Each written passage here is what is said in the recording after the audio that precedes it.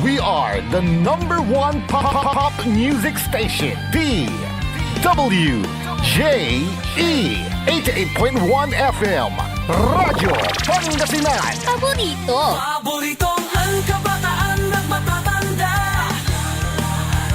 Paboritong pakinggan sa bus, tricycle, jeep at mga opisina. Paborito mo, paborito ko, paborito natin lahat. DWJE 88.1 FM, Radyo Pangasinan. #1 pop music station. Paborito. Ang susunod na programa ay rated GP. GP? Ano yun? Garantisadong pampaborito! Ang inyong mapapakinggan ay isang bayad na programa. Anumang opinyon, balita o pahayag ay walang kinalaman ang himpilang ito. SBM Saray Balitan Matwa ed Radyo Pangasinan. Programan magipasabi na saray matuan nagagawa ed balay, probinsya, bansa, tanjad intiron mundo. SBM Saray Balitan Matwa ed Radyo Pangasinan. Kaulok, kaantabayo, say lawas kaaro tang kapaborito yo. Joseph Kanilang Bakani. SBM Saray Balitan Matwa ed Radyo Pangasinan. Lunes hanggang Biyernes, alas 9 hanggang alas 10 na kabuwasan. SBM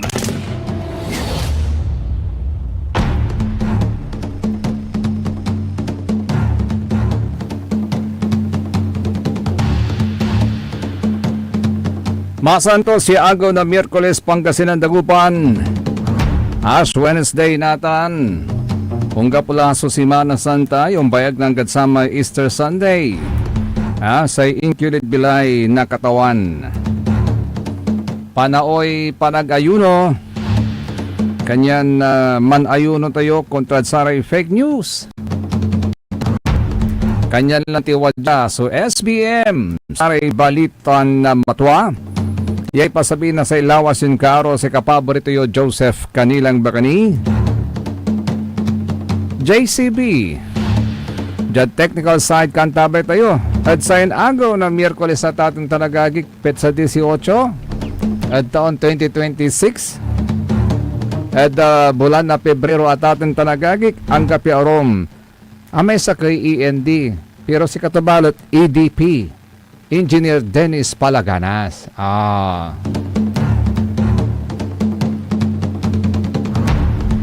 Nanpauring kila siya kandini na anini.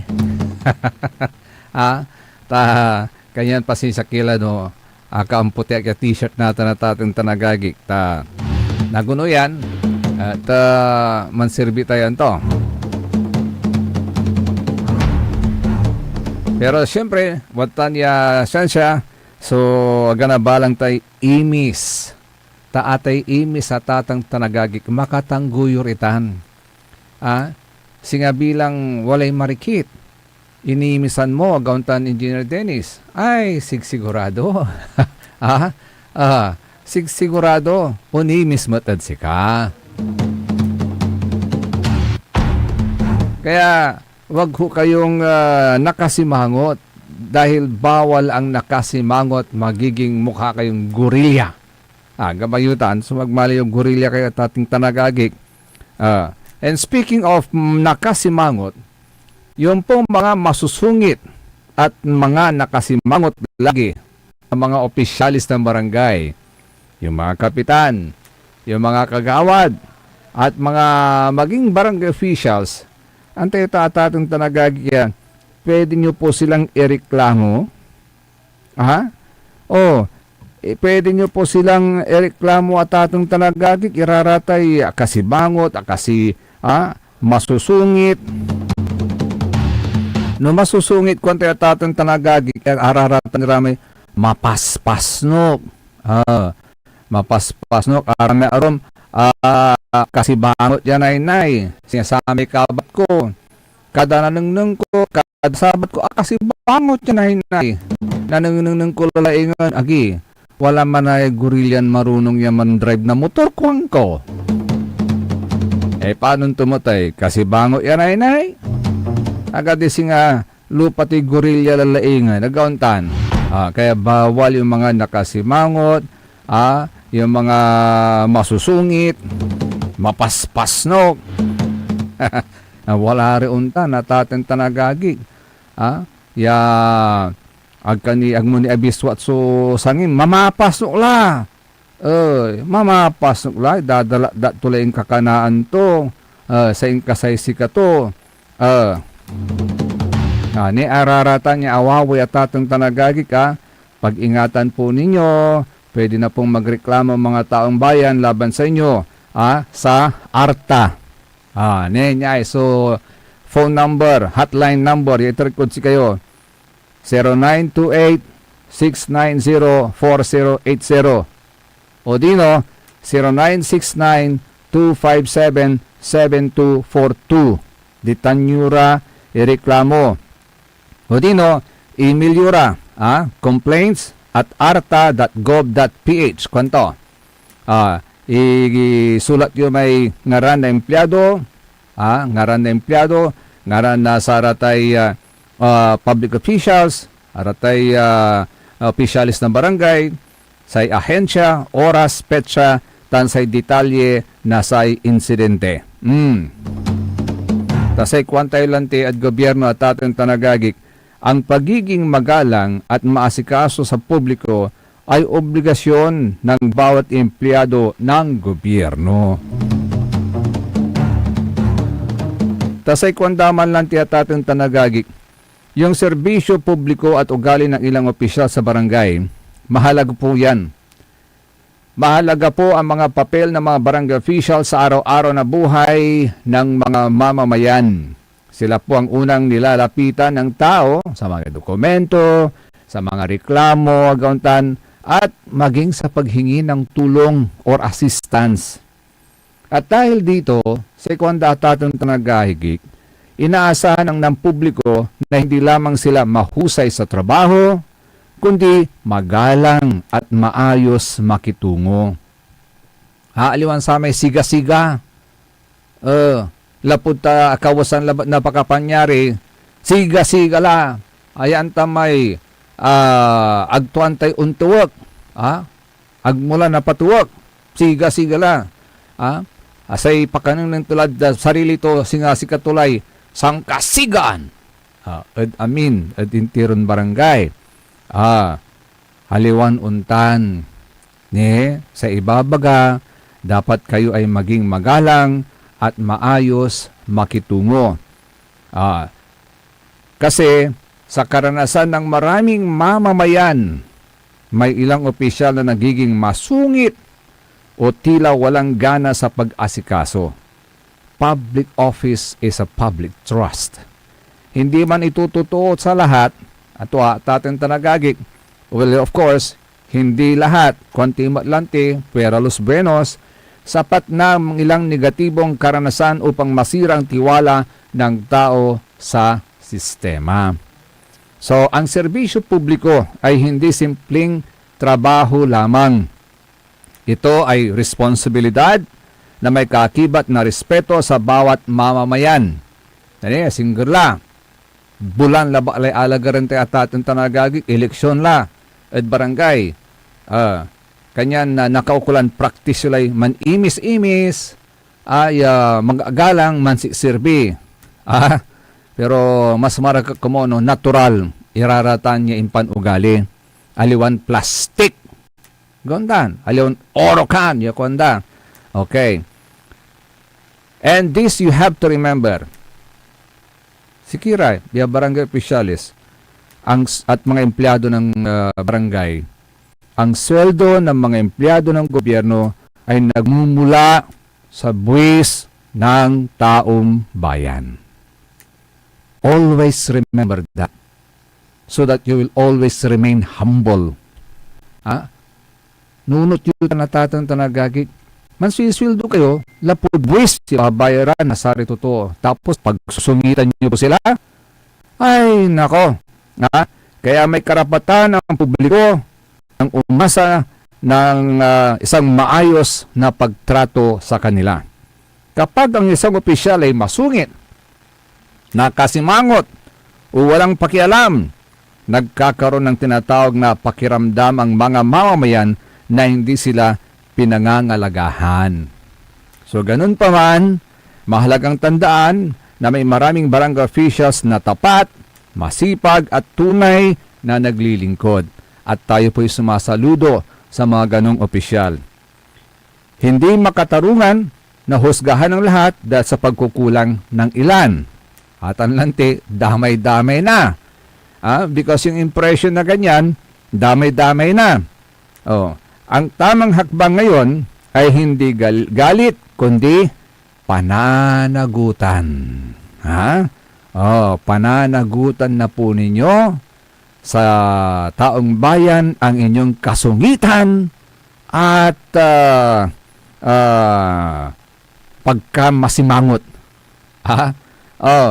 At dito po pumapasok ang mga ahensya tulad po ng ARTA na nagpapaalala na ang magandang asal sa publiko ay bahagi ng profesionalismo. Sa huli, ang pagbabago ay nagsisimula sa parihong panig. Dapat paigtingin ng gobyerno ang disiplina at training.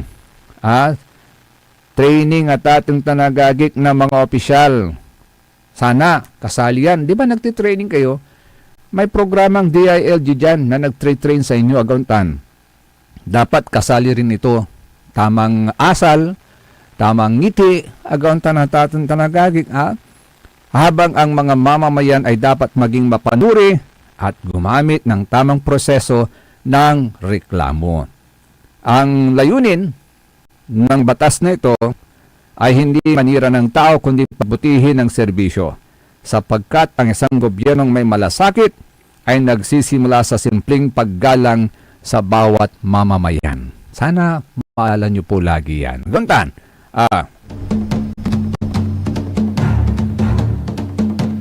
Nathan, sa ikuan datat ng tanagagik, sana hindi lang sa mga barangay official ang na-applicable itong batas na ito. Ay, of course, even sa mga ibang officials, applicable yan.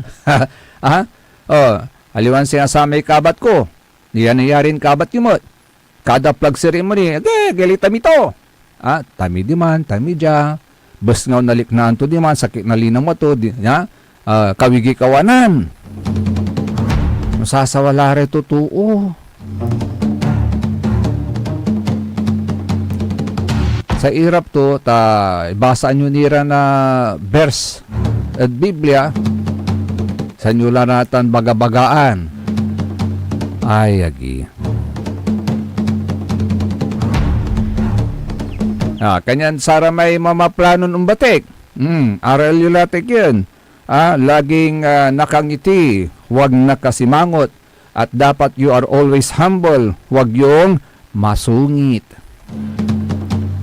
Ani may kabat ko, marunong yaman drive na motor. Ngumiti ka rin para hindi ka magmukhang gorilya. WWW. Kabat ka. Ay, agi. WWW atan may messenger mo. Ne, mampatanir la ko ni messenger. Mampatanir la ko ni messenger. At saya April 2026 at atang tanagagik ay akin rin. Umbabarong lay messenger agagik. Akin at mampatanir la. Sikatute ibabagadan natin at atang tanagagik. Ay panon tulay ay. Pani connection tila ay. At balang sinansa ko ay. Gauntan. Tas ikatupan mo yung maxilla connection tayo balang sinansa ko ay. Nagkalalo la no araw-rawi ka tan araw-rawi akmat. How is our communication now? Kumusta la kasi no nabalang si Messenger? Di ba? Si Messenger is very important. Balbalog so rolya ang may ginagampanan po niya ito sa buhay ng bawat isa sa atin sa buong mundo. Because it binds people together. Dati-rati ng saman sa communication tayo palat didit kanto aguntan nanunutan yun iman amay tulaman RCPI ni man ng saman nanunutan nyo ni may RCPI. Ataman, so dadadakan to.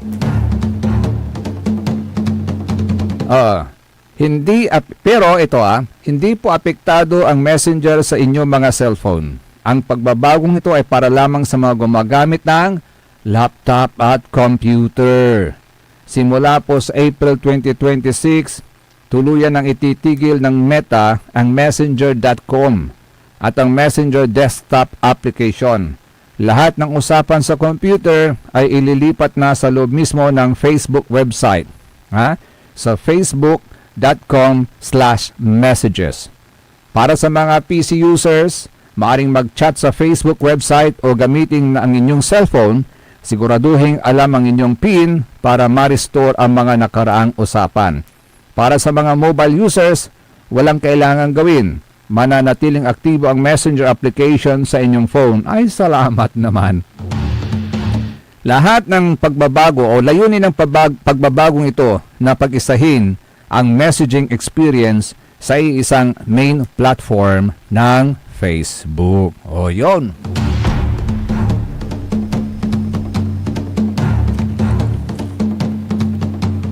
Ay, agi. Ay, siya nga pala. Congratulations, congratulations sa mga nanalong mga opisyal. Thank you, Sir Dennis. Ingat sa pag-uwi. Diretso sa bahay, Okay. Ito mga kapaborito, congratulations sa lahat ng mga nanalo sa itong nakaraang eleksyon ng senior citizens dyan sa bayan ng Binmaley. Although wala ray nawat tayuran reklamo tungkol sa pagkandak ng eleksyon. Nagkalaluladitan at bali na Binmaley. Congratulations. At sari analo. Tanlabat wala idalat-datod sa yung kabuwasan, kasabit siya kaya informasyon. Ya agawa at sa may eleksyon, ditan at barangay basing. Untan mat at nagpalangan singa kasi parihaso sitwasyon ya gawa. Antay at atin talagagik, no nanunutan nyo, wala may sakay agaw ya na-interview da si Oscar Head Leon Castro. Adya mismo at istasyon tayo at sa ikwanto wala man so apilto. Antuman so apilto at saray senior at bali na Binmaley niya ay atatong tanagagik pawilan taypan mismo iman so apilto ng Oscar Head Leon Castro na bali na Binmaley. I-play nga natin, engineer. Sa mensahe sa senior citizen na Panera Leon. Sa resolution niya nasumpal sa eleksyon, mga kasi kumuso sa mga kanilang Korea, ang na po masyadong pupulitin. Sa sila, wala na pasa na medyo, wala na kinatiwasan lang muna ayat para sa dapat ang nakurap po sa konsensya pero ibuto tayo may dapat kailangan niya makatulong. At siya mapagkasara yung lalaman niya, aliwan titulo, sulalaman na, aliwan manulay. Nung ilan man sirbi at sana civil citizen para na ikatona. Hindi ka mga civil citizen na Binmaley, palas sa eleksyon tayo, so saray, manuli, saray, civil citizen na itong pilin, di pamay talagang kanapugan, yaman sirbi, na natulungan to sa civil citizen. Okay. Si Katutan, so samay, inibananton salita, ng Oscar Head Leon Castro na bali na Binmaley.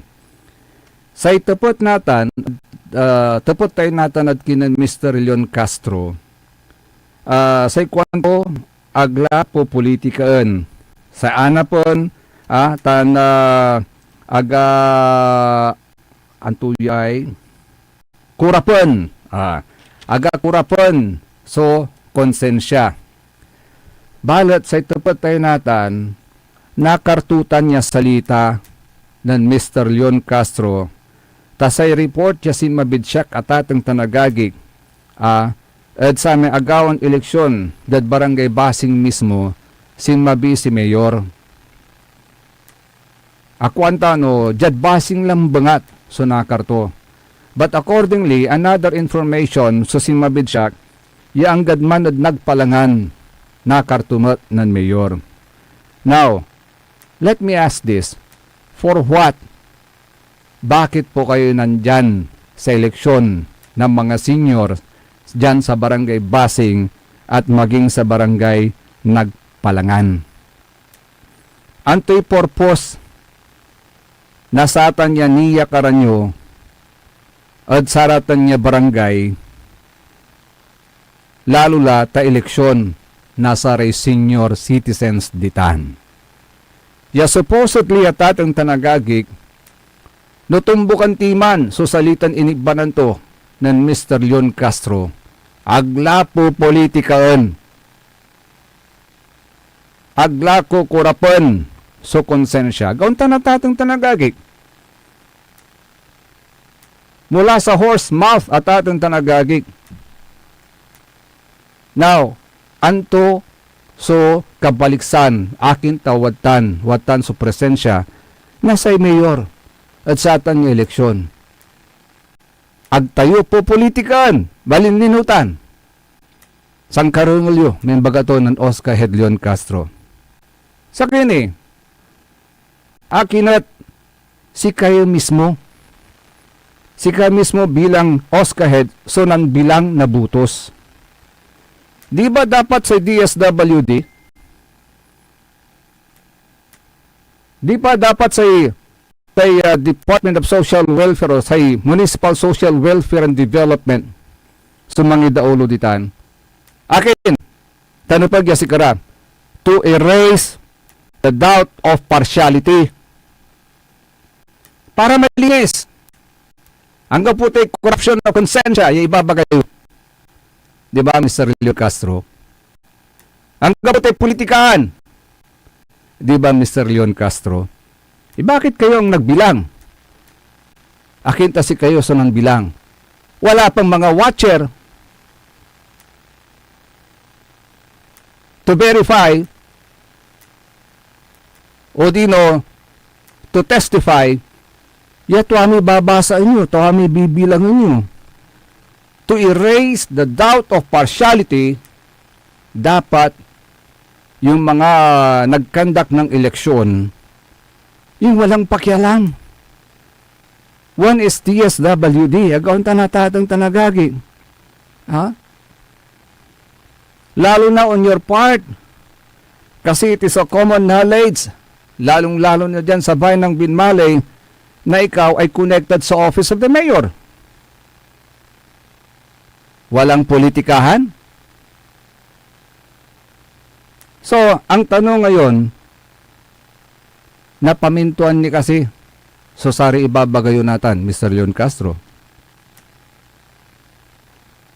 Ikaw lang po makasiguro makakasagot niyan. Saka isa pa, in case of patay, ano bang dapat na panuntunan po ninyo? Ha? Well, siguro you have a different way of breaking a tie, pero sana naman fair naman kayo. Di ba? Walang politikahan, purak yutan, walang corruption ng konsensya, purak yutan. Pero bakit nandoon ang presence ng mayor? At bakit ikaw ang nagbilang ng mga buto?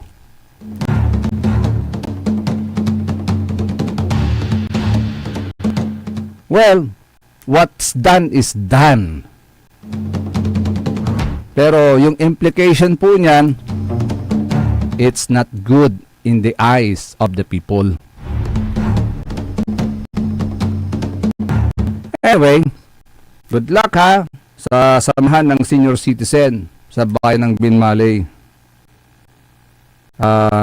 Supposedly it's a friendly election, friendly fight. Gawin na tatong tanagagig. Mamatak yung nararaya eh. Gilan na kaukulan niya impluensyaan. Agilan na kaukulan niya ibangat. Timubutubula, timatak yung kalakal dararata. Nagawin ay agi. Pati ba yung mga election ng senior citizen, hinahaluan nyo pa ng politika? Oh, tamang-tama. Magpauring kimot para makonsensya naman kayo. Ash Wednesday ngayon. From dust you came, to dust you shall return. Untuli susari balitan matwa, SBM. Kaya rin inasarin pakabat ng paimaw no malalapunit saray, manangantabay. Ang puta-putang Iran Balita. Huwag niyo kong subukan. I am sorry. Kung walang kurap, walang mahirap. My God, I hate drugs. Mahiya naman kayo sa inyong kapwa Pilipino. Ang puta-putang Iran Sunata. Dame yung Son ang puta-putang Iran Impormasyon. Aya sa number 1 pop music station. DWJE 88.1 FM. Radyo Pangasinan. paborito. Want to escape the hustle and bustle of city life? Look no further than the River Palm Hotel and Resort, your premier destination for affordable luxury in Pangasinan. Nestled in the heart of Barangay Banyaga, Bugalyon, our hotel is surrounded by the breathtaking beauty of the Agno River. Our haven for comfort embodies the essence of Southeast Asian hospitality. Whether you're seeking a romantic getaway, a family vacation, or just a peaceful retreat, the River Palm Hotel and Resort is the perfect choice. So what are you waiting for? Book a tranquil experience where unforgettable memories are waiting to be made. For reservations and more information, visit our Facebook page, River Palm Hotel and Resort. Your home by the river awaits you. Ngayong 2025 ay ang ika-100 taon ng pagbibigay serbisyong pangkalusugan ng Region 1 Medical Center bilang isa ng 1,500 bed capacity na ospital.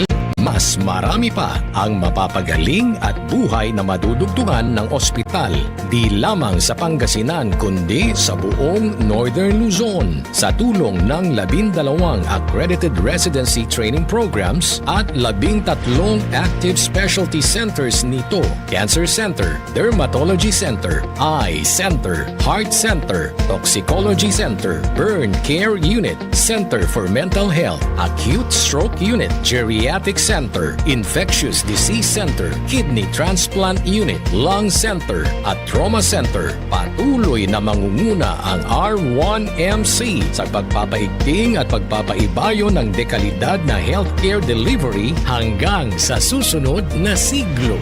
100 years of healing, compassion, and service. Region 1 Medical Center, ang inyong partner sa kalusugan. Region 1, number 1.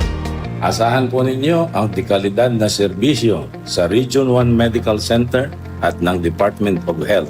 Ito po ang inyong lingkod, Dr. Joseph Roland Omihia, ang inyong Centennial Medical Center Chief ng R1MC. Sa bagong Pilipinas, bawat buhay mahalaga. Sama-sama na naman ang tropa. RH Super nasa lamesa. Super ang kwento, walang halong drama. RH Super ang itagay, walang problema. Mas masarap pag malamig ang tama. Round 2 na, walang mawawala. Patak-patak mga tropa, para tuloy ang saya. Super ang inuman, pagsama-sama. RH Super na, ang shot na tropa. Drink responsibly. Kapag may RH Super sa lamesa, super ang inuman ng tropa. Bilhin na ng RH Super, ang shot ng tropa. Drink responsibly. Hindi ba napapansin ang inyong negosyo, mga kapaborito? Abay, magpa-advertise ka na dito sa DWJE 88.1 FM Radyo Pangasinan. We are located at the 3rd floor of Jumel Building, 80 Fernandez East, Tagupan City. Or you may contact us at 0968-444-4290 or 0956-168-4908. O bueno, mga kapaborito, magpa-advertise na! Popular sa balita! Aluran katao, naaktuan yaman na susugal, inaristo. Ginawa miya duga sa trabaho, tan talaga na at malat, no problem. Construction of flood control, Lagasit River, Balongaw, Santa Maria, 47 million. Hindi pa nga nabubura sa kaisipan ng taong bayan yung mga ill-gotten wealth na yan eh. No. Diba? At popular sa musika. They say Tanging ikaw ang katabi. riding in bed. Ito po ang DWJE 88.1 FM Radyo Pangasinan, ang inyong number one pop music station. Jad Dagupan, walay saksakay ang radio station ya iyayag nasaray Dagupenyo. Jad Herrero, Paborito. Lasip Chico, Paborito. Lasip Grande, Paborito. Luboy, Paborito. Lukaw, Paborito. Jet Maluwag, Paborito. Aya, so 88.1 Radyo Pangasinan. Paborito ng kabataan at matatanda. Paboritong pakinggan sa bus, tricycle, jeep at mga opisina. Paborito mo, paborito ko, paborito nating lahat. DWJE 88.1 FM Radyo Pangasinan. DWJE 88.1 FM Radyo Pangasinan.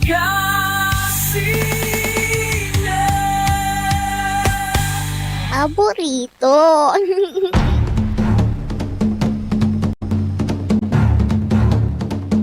Alas 9:34 na ho oras natin sa SBM, Saribalitan Matwa. Hello, good morning kay Sir Maxi Solis. God bless Sir Maxi. Kay Sir Jerome Antinorio. Have a blessed Ash Wednesday. Kwanto. And happy birthday si Rael Marie Kalugay Cabanisas. Ianak ng Mitch Kalugay Cabanisas. Kay Madam Jolie Kabyab Umingan. Good morning, classmate.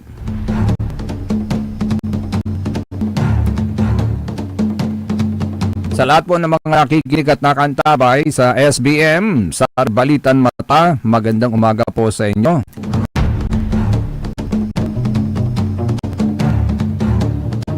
Kay Madam Dada Reyna, Councilor Dada Reyna Macalanda, good morning.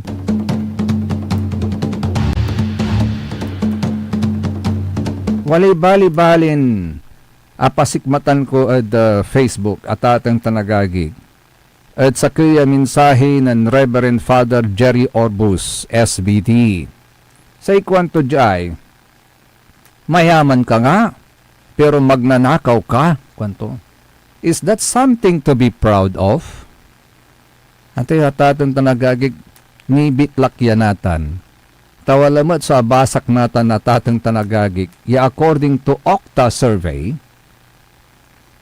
lumabas ay sinagawang survey ng Okta Research na umaabot sa 73% ng mga Pilipino na nasa lower income class ang nagsabing laganap ang issue sa bribery o panunuhol at vote buying na isang uri ng korupsyon sa bansa.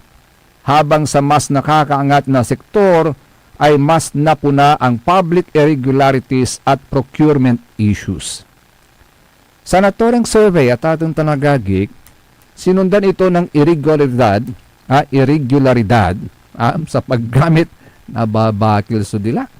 Sinundan ito ng irregularidad sa paggamit ng pundo ng bayan sa 66%, vote buying na umaabot sa 64%, at mabagal na hustisya sa 54%. At dahil dito, inirekomenda ng Okta ang mas malinaw na proseso sa mga transaksyon sa gobyerno. Pagpapalakas ng audit at procurement safety guards, digitalization at mas maigpit na pagpapatupad ng batas laban sa panunuhol at pagbili ng buto. Gayon din ang kahalagahan ng whistleblower protection at partisipasyon ng civil society para mapalakas ang pananagutan sa pamahalaan. Agaunta na tatin tanagagik, ay yung panunuhol. Ay, hindi ko maintindihan kung bakit, pero Los Buenos, halos lahat yata ng ahensya ng gobyerno, meron at meron po yan. Ay, nagkalala. Pero Los Buenos, ayagi. Panunuhol. Oh, by the way, dyan sa Nagpalangan, may lumabas daw na 200, 600. Tama ba yun? Correct me if I'm wrong. May lumabas daw na 200, 600 dyan. Ay, nako. Bukod dito, kailangan din anya ng epektibong anti-corruption strategies na tutugon hindi lang sa institutional structures kundi pati sa karanasan ng publiko. Isinagawang survey noong December 3 hanggang December 11 sa pamamagitan ng face-to-face interviews sa higit 1,000 Pilipino. Abayagla, pero natanlabat impaway na say Okta Research yay result na say ginawa dan survey at atong tanagagi.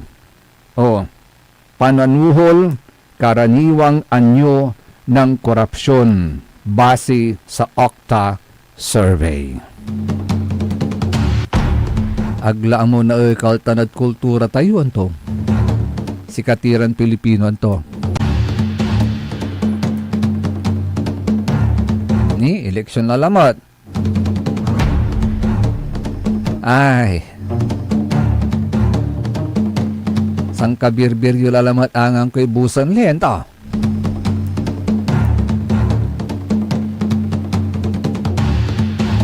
Gapulan, puro busan lento. Ay, anyway, sana maalala natin na today is Ash Wednesday. Ano po yung very significant sa pag-uumpisa ng Ash Wednesday? Ito po ay pag-uumpisa ng tinatawag ko nating Kwaresma, Lenten season at ating tanagagi. This is a 40-day period. Ang tutay Lenten at ating tanagagi, this is a 40-day period from Ash Wednesday and before Easter Sunday. It is usually marked by praying, by fasting, abstinence, and other acts of penance. Now, what is fasting? Fasting at atong tanagagik may agkamangan na sakimil, 1 meal a day, and 2 smaller meals, which if added together would not exceed 1 full meal. That is fasting for 40 days. What is abstinence on the other hand? Abstinence is refraining from eating meat. Meat is considered to be the flesh and organs of mammals and fowl. Gaon tanatadong tanagagi. So that is abstinence. Ngayon, what are considered days of fasting? Ito, Ash Wednesday and Good Friday.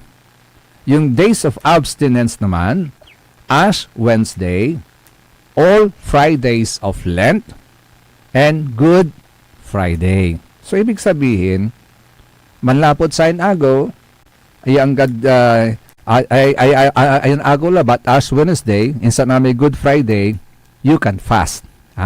Nayari na kayo mangan. Dahil sa labat, nung nayari isang kakamot, agauntan. May abstinence ballot, ag kayo mamangan na karne. Nagkalalo la at sayon, agaw, agauntan. Miyerkules, and saan every Friday thereafter. Anggad na sumpal may, anggad na sabiti may Easter Sunday. Wala muna, bawal muna ang karne every Friday and on Good Friday. Now, who are required to fast? Catholics from age 18 to 59. I am still required to fast. The sick are excused from fasting because they needed energy. And doon sa days of abstinence, who are required? Mandatory for everyone. Walang exemption. Nagkalalo la may 14 years old above. Mandatory po yan for everyone. So that's the difference between fasting and abstinence. Ang may fasting, ag kayo mangan. Ang may abstinence, ag kayo mamangay karni. Every Friday.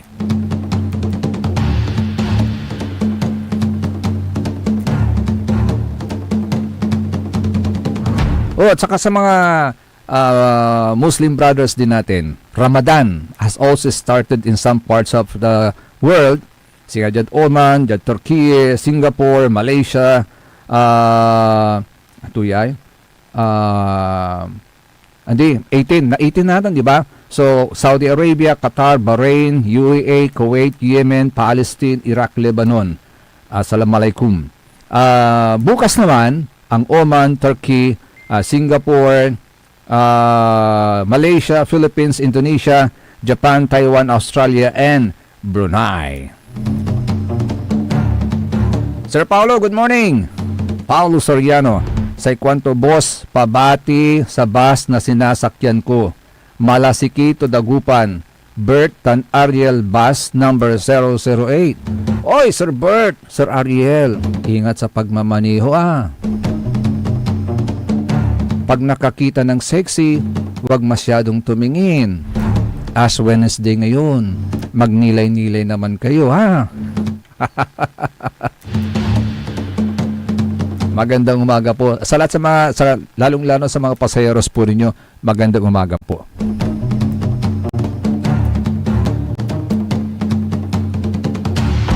Oh, by the way, ito magandang pagnilayan din po natin ito at pag-usapan mga kapaborito kasi tumataas, lumalaki yung bilang ng teenage pregnancy. Teenage pregnancy. Yung po mga below 14 years old as young as that at nagagig, meron nang nabubuntis. Agi, ugaw-ugaw kini. Antay lati niluban yung responsibilidad. Mampabalog na ugaw. Ay, kayo talaga. Ito ayon sa pag-aaral mga kapaborito, lumalabas po na ganun nga po karami yung pong mga bata na nabubuntis. Nabubuntis. Meron nga akong nabasang post ng isang counselor ng isang bayan dito sa Pangasinan. Karaklan na saray, number 3, may baloy da. Number 3, may baloy da tatong tanagagig. At sa niya problema, ya walari ugugaw, ya masakbay, ya may nalulukunan. Kumanlulukon. Kaya manaral kini. Tadad saya irap na bilay, sa ikaukulan nyo, dapat walay nasumpal yun inaral yo. Tanuan de kaskasian kayo. Nagkalalo lararati anak yo na ani. Anti umpawayan dararatan na ani. Paano na ani watan iran siber-siber. Dalad-dalan mi papayabul. Karaw-karaw. Ni kinumpirma ng Commission on Population and Development o CPD ang isang nakakabahalang krisis. Habang bumababa ang maagang pagbubuntis sa mga edad 15 to 19, patuloy namang tumataas ang kaso sa mga batang edad 10 hanggang 14. Wow! 10 hanggang 14.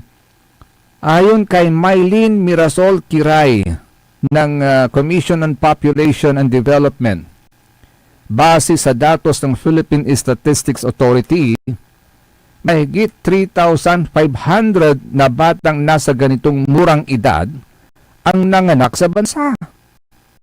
10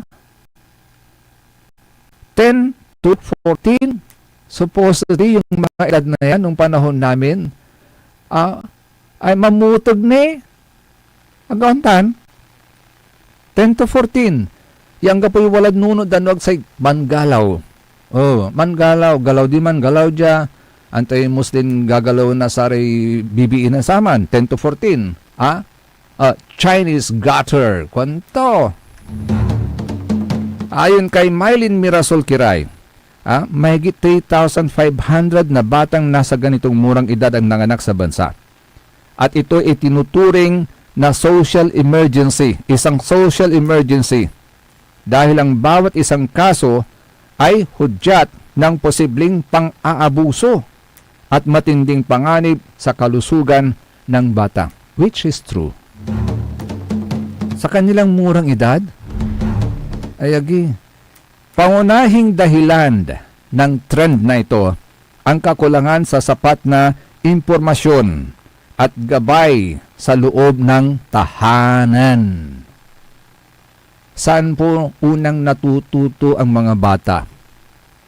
Sa loob ng tahanan. Yan po ang responsibilidad ni tatay at saka ni nanay. Si tatay at saka si nanay hindi lang nakafocus sa labing-labing. Agauntan, dapat si tatay at saka si nanay bukod sa labing-labing, dapat marunong ding tumingin sa responsibilidad sa pagbuo ng isang pamilya. Agauntan, pag lumabas yung mga bata sa sinapupunan ni nanay, unang responsibilidad ni tatay at saka si nanay, palakihin ng maayos ang mga bata. Agauntan, kaya nananawagan po ang Commission on Population and Development sa mga magulang at komunidad na paigtingin ang edukasyon tungkol sa reproductive health upang maprotektahan ang kinabukasan ng mga minor de edad. Dito pumapasok ulit yung role ng mga barangay official. Di ba may role din po kayo na pangalagahan ang inyong komunidad? Lalong-lalo na yung mga bata, yung mga nanay. Dapat may regular program din kayo sa inyong barangay to educate the young people not only to be on how to be a responsible citizen of this country, but also on how to be a responsible parent mamaya. Agauntan, antikwanto ng Dr. Jose Rizal, ang kabataan, ang kinabukasan ng bayan. Kwanto, agauntan? Sa kwanto ng Sir Paulo, Sir, wala kasi silang kontrol, lalo na kung naimpluwensyahan ng alak at cellphone. Kasi yan, mababa na ang 12 years old na nabubuntis. True. Sa impluwensya rin po kasi ng cellphone. So, pagka binigyan po ninyo ng cellphone ang inyong mga anak, be sure, make sure na alam na nila yung paano maging responsable sa paghawak ng cellphone. Maganda nga yung namumulat na sila at their young age, kasi pabata ng pabata, yung mga ganyan na nabubuntis at their young age, na imumulat na sa kanila yung kahalagahan ng pagiging masinop sa katawan. Agauntan, nang sa ganon, hindi mapariwara yung kanilang kinabukasan. Imagine, 10, 14 years old,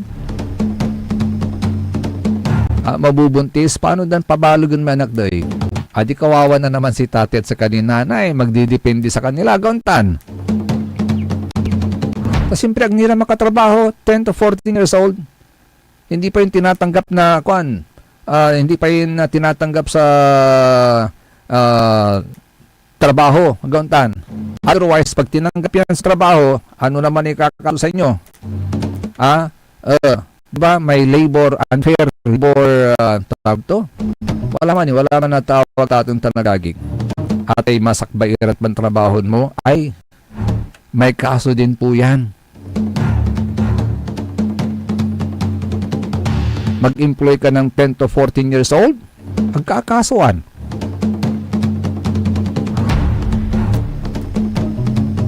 Kaya ingatan nyo ingatan nyo lagi at pagsabihan gabayan. Yan, ang mga bata. Tulad ni Vice President Sara Duterte. Ito si Vice President Sara Duterte sa Kwanto. Meron siyang binitawang salita. Sabi niya, lapud saya iso ipapaway babagala lang ulay, wala ray unsabin warrant of arrest, kontrad sa ray pigaran kaparaton Pilipino, sandala mo iraangan ko awitan di man ICC. Sa Kwanto atatan tanagagi ka, iginiit ni Sara Duterte na handa siyang ipagtanggol ang mga kapwa Pilipino kung sakaling hindi ito magawa ng Pangulo. Kasi wala man sa pronouncement na Malacanang, yan o kuno sin mabitan so warrant of arrest, naman bilang manlapod ICC at they will be more than willing to oblige.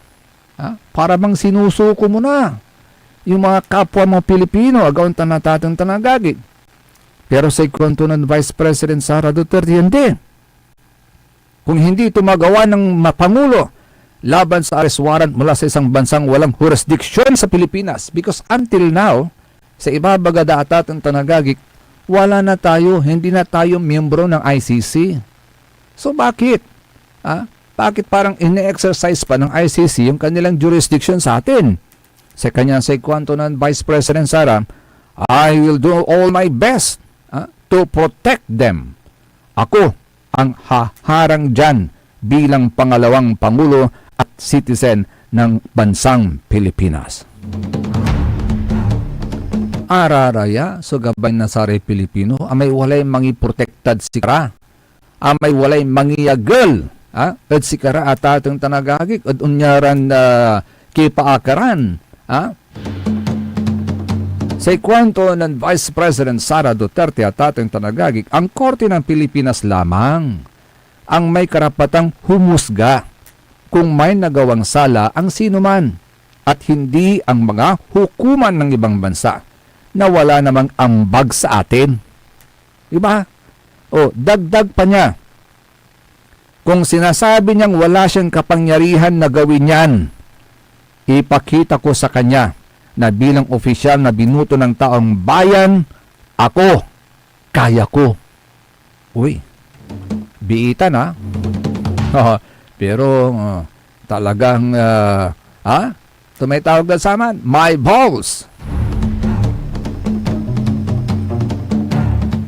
Sa kwantumot ng Senador Bamakino at lahat ng mga kaso against individuals implicated in alleged extrajudicial killings during the Duterte administration on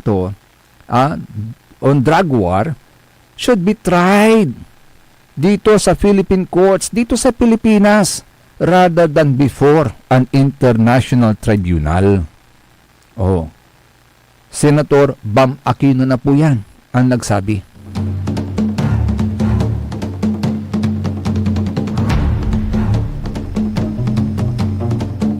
Diba? Sino ang unang dapat makikipaglaban sa ating karapatan? Sino ang unang dapat magtatanggol sa atin? Tayo na mga Pilipino. Di ba dapat ang gobyerno natin agauntan natatang tamagagik agauntan? Pero bakit? Ganun na lang kadali. Sabihin na wala tayong magagawa but we have to comply kung mayroon ang utos manggagaling sa ICC.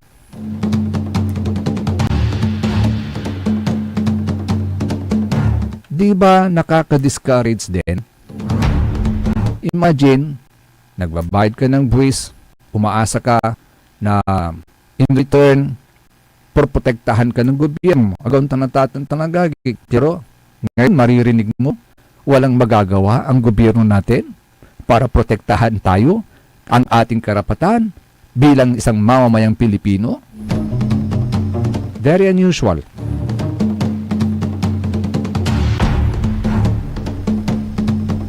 Ano to? Nauuso na naman yung mga makapili?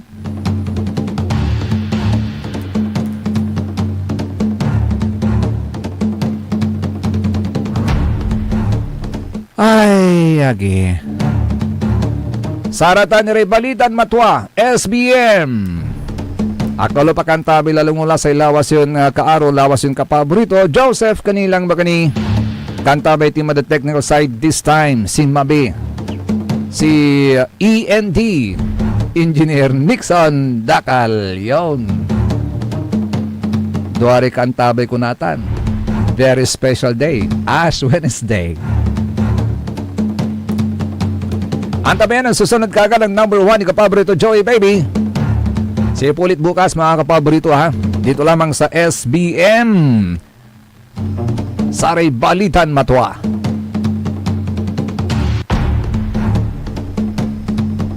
Sa number 1 pop music station ng lalawigan ng Pangasinan, DWJE 88.1 FM Radio Pangasinan.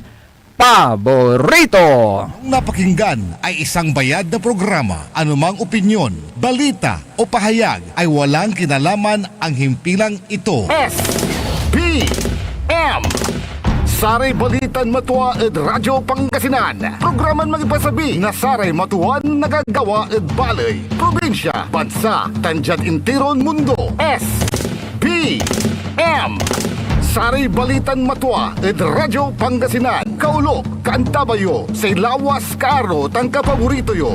Joseph Kanilang Bakani. SBM Saray Balitan Matwa ed Radyo Pangasinan. Lunes hanggang Biyernes, alas 9 hanggang alas 10 na kabuwasan. SBM Tired of the stress and noise of the city? And looking for the perfect getaway? Good thing there's J-Max Resort Hotel. Cozy